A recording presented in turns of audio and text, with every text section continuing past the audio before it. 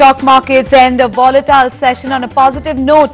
Sensex ends the session at 18,874, up 50 points.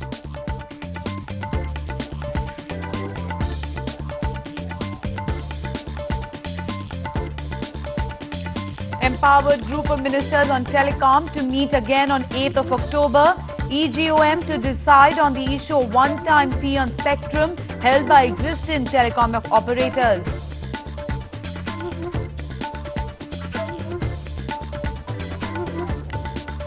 Talks between Kingfisher Airlines management and striking engineers and pilots fails. Management fails to give any commitment on payment of salary.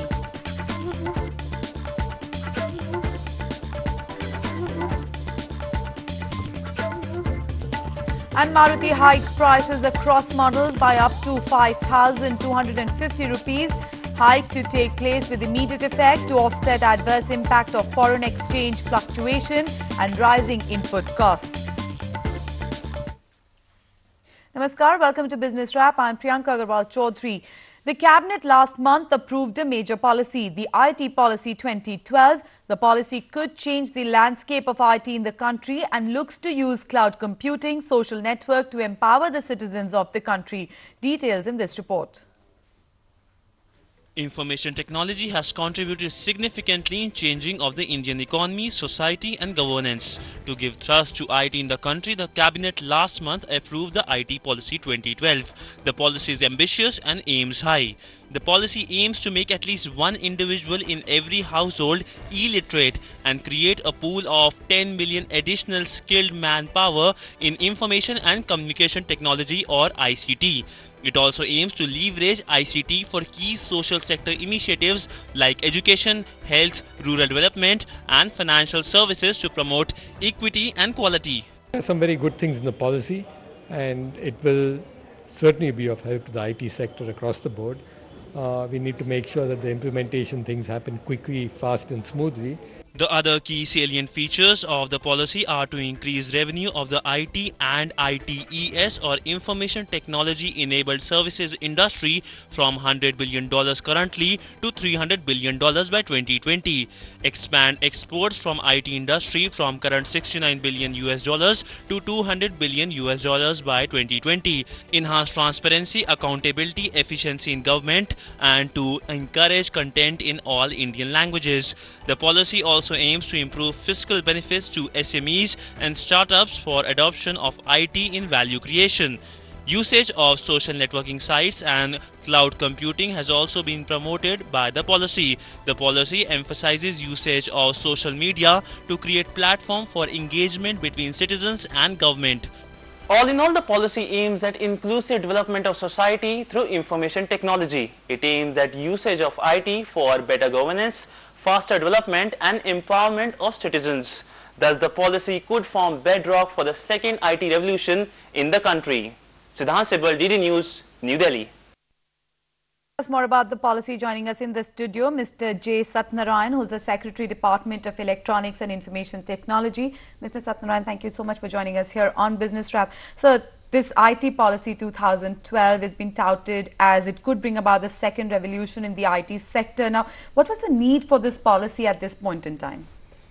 Yeah, I think the IT policy has come at the right time when the first wave of development in the IT sector seems to be kind of tapering off, and there is need for us to, in India especially, to make use of this powerful tool to enhance the development of the economy in a second wave, as it were.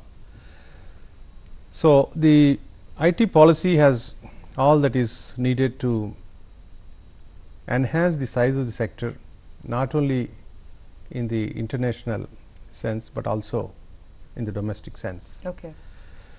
So, the policy has several features and elements to bolster the exports as well as to enhance the utilization of IT within the various sectors of the economy in India. So when you're talking about enhancing exports, also the policy talks about increasing revenue of ITs and ITES industry from about 100 billion US dollars, which is where it stands currently, to 300 billion US dollars by 2020. Now, how achievable are these targets for the policy, where the policy is concerned? Yeah, these numbers have been worked out after a thorough study and survey, and also in consultation with the IT industry. So, prima facie, I believe that these targets are achievable. In fact, we adopt a multi-pronged approach to ensure that these targets are achieved. For instance, aspects like the promotion of tier 2 and tier 3 cities, opening up new fronts, and making the industry more competitive. That is one strategy that we will be following, and also the promotion of small and medium enterprises, SMEs. They have a lot of talent, lot of energy and creativity, innovation. So, how can we exploit that? How can you see that a proper channel is created for using all the talent is one more strategy that we will be following. So, what are the problems also that you're looking at that could be faced when implementation and trying to achieve these targets, looking at just the current economic scenario that we're facing across the world? Yeah, I think we have to provide for certain hedging of the risk, as I can call it, Sure. in terms of our growth projections. So, what this policy does is to look more internally at the domestic market, because we have certain resilience, certain pent up demand within the country which need to be opened up. Okay. So, that is going to be one safety provision for us. So, what we are trying to do is to encourage use of IT in the critical sectors of the economy, like the agriculture, the healthcare, the education, the retail, the textiles, and several industries where it will not only create employment in the ICT sector, but enhance the productivity in that sector and thereby increase the GDP. So, that is going to be one of the good features of this policy. Also, the driving force would be to use ICT in social sector reform. So, how is that going to come about? You talked about health, education, but how will it be used in these sectors? Actually, when we are talking of health, education, and say agriculture, which is very much spread throughout the country, and not necessarily in the urban sector, but more so in the rural areas. So, we need to create the necessary infrastructure simultaneously to take IT to the rural areas. We have a number of infrastructure projects lined up already in the implementation, like the National Knowledge Network, which addresses the requirement of the educational institutions. We have the National Optical Fiber Network, which is a 20,000 crore infrastructure initiative that takes gigabit to the gram panchayats, 250,000 gram panchayats. So, such a infrastructure as this would enable us to take IT. IT has to ride on top of this infrastructure. So, it is quite possible. Okay, that's the infrastructure part of it, but you're also talking about making every person or one person in every household e-literate. Now, that is also going to be play a very crucial role, because you can take technology to the people, but you also have to teach them how to use the technology. So, on that front, what are the provisions that are in place? Yeah, this is the creation of the necessary awareness and also the infrastructure for educating them in the basic skills in using IT. With the spread of the network and the National Optical Fiber Network, especially up to the gram panchayat level, it becomes quite easy for us to, once the reach is there, it's not a complicated thing to educate one in every family. So, that will be driving the demand for IT in the country. So, once you sensitize the people at the grassroots level. So, but are states and other ministries also going to play a crucial role in this sensitization and trying to get this technology to the people? Yeah, obviously it's a collective effort that makes it possible. IT like power and water is cross-cutting in nature, so it pervades all the departments, and we need the support and the cooperation of all the departments so that the objectives of the ICT policy are fully Achieved. realized. So also the policy talks about gaining significant global market share in emerging technologies and services. Now India, when it comes to IT, is already a force to be reckoned with. It is already there on the world map. So in this current scenario, what are the problems we face to try and boost this global market share that we're talking about? Yeah, the need for us now in India is to further climb up the value chain in the IT sector. So we need to look at product development within the country. Products of global quality and global relevance need to be built in India, and that will really be a game changer. So that's what we are talking about. It needs a lot of research and development activity to be undertaken, and the policy promotes undertaking the R&D activities. Okay. Also, they've talked about creating a pool of 10 million additional skilled manpower in ICT. So where will this manpower be absorbed? Are we looking at the growth rate in this sector also to grow at the pace that skilled manpower is going to be produced? The current level of employment is about 2.8 million in the IT ITES sector, and we need to create, as per our projections, another 10 million by the year 2020. When I mentioned the enhanced use of ICT in the priority sectors like agriculture, healthcare, etc., you need a lot of manpower at the grassroots level.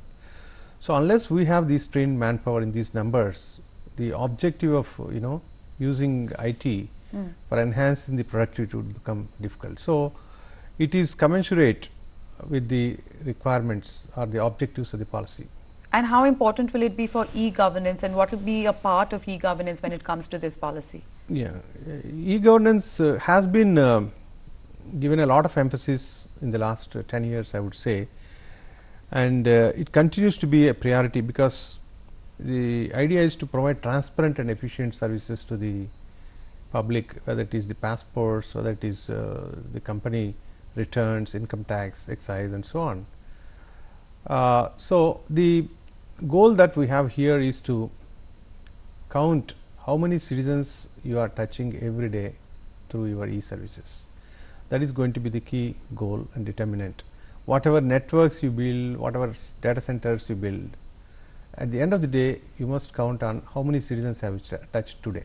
Okay. So that is going to be our thrust in this policy. Also, the thrust is on cyber security. We've seen cyber crime has been on the rise. So how does this policy address the problems of cyber crime, and what are we looking at in terms of cyber security? Yeah, there is an overarching framework of information security that has been put in place already, which looks at a coordinated effort with various ministries, and not only ministries but also players in the private sector, large users, and that concerned with the critical information infrastructure of the country. So we would be making a coordinated effort in that in enhancing the security, and also it needs to create some specialized infrastructure for anticipating what kind of problems, security threats are likely to come from the trends, observing the trends. So all these capabilities we are going to create through this, and we have also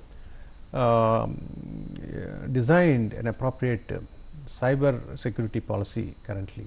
Okay. And all these are likely to help us, but at the end of the day we need also a security culture to be developed in the general population, because any small loophole can be exploited by the miscreants.